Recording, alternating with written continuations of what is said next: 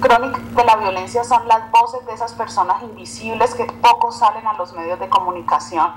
Son esas historias crudas y desgarradoras que muchas veces se habla en un café o se habla en una casa a voz baja, pero que pocas veces salen a la luz en los medios de comunicación. Este tema del narcotráfico y la violencia es un tema que traspasa las fronteras, que es totalmente transnacional. Y en ese caso precisamente de las chicas de Cali que vienen acá a México, tuve la oportunidad de conocerlas personalmente. Digamos que fueron mis amigas por un tiempo y después de un par de, digamos, de anécdotas mutuas,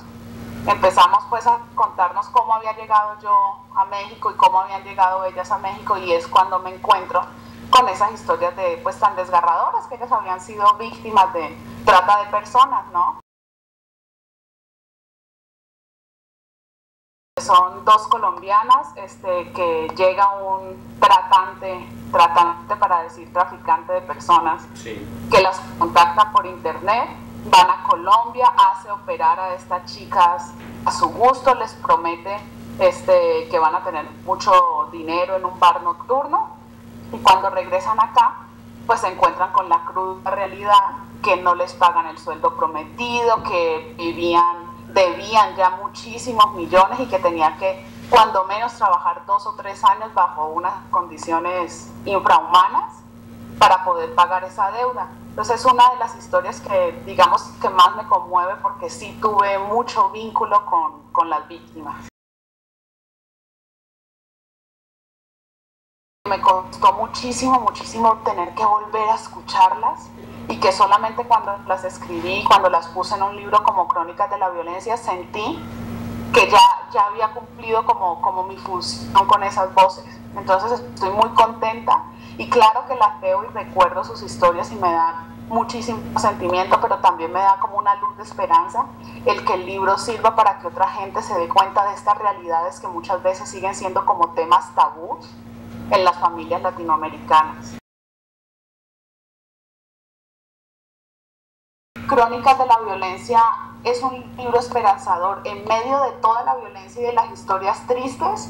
también encontramos historias de cómo la ciudad de Tijuana en México, que hasta hace unos 4 o 5 años eran las más violentas del país, hoy está dando un cambio radical y ya no aparece en los periódicos, o ya no es noticia, porque han cambiado las cosas para bien. Tenemos la historia también de nuestra bella Medellín en Colombia, en donde muchos jóvenes que antes estaban en las filas del narcotráfico o del paramilitarismo, hoy en día están trabajando en grandes empresas textileras. Tenemos las historias también de jóvenes que están haciendo labor social en la ciudad, una de las ciudades más violentas de México, como la de Ciudad Juárez, en donde no solamente muertos y balas y decapitados, sino que también tenemos un grupo de salesianos que son jóvenes que hacen teatro en las calles y labor social para reinsertar a otros jóvenes a la vida pública. Pues mira,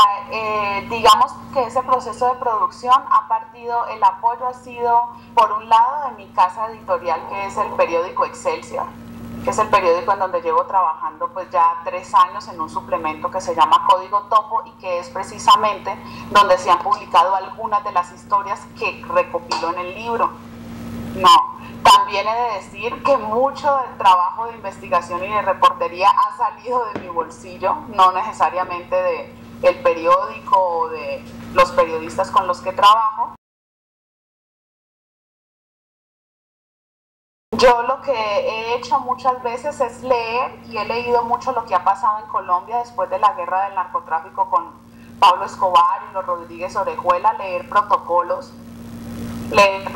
de seguridad, y también rodearme de gente cercana que conoce el lugar. No hubiera podido ir a Ciudad Juárez si no tuviera un buen contacto en Ciudad Juárez que me dijera qué cuestiones debía tener en cuenta para ir a reportear en Ciudad Juárez, desde el hotel, desde mi acento, desde mi apariencia física, porque de todas maneras pues yo sigo siendo colombiana, sigo siendo extranjera, y eso también es notorio y es también como un punto de riesgo cuando vas a zonas con demasiada violencia. Que no es todo cuestión de política y gobierno, sino que es una cuestión más social y familiar. Algo está pasando con nuestros jóvenes que están consumiendo tantas drogas. Algo está pasando con los niños que están llegando con armas a la casa, con la anuencia de sus padres. Algo está pasando también con los maestros y con los alumnos que están llegando con armas y marihuana a sus aulas. Entonces creo que mi gran análisis con Crónicas de la Violencia es eso, que no es solamente una cuestión de políticas públicas, que son muy importantes, pero que está faltando mucho labor de familia, de mamá, de papá y de hijos, por supuesto.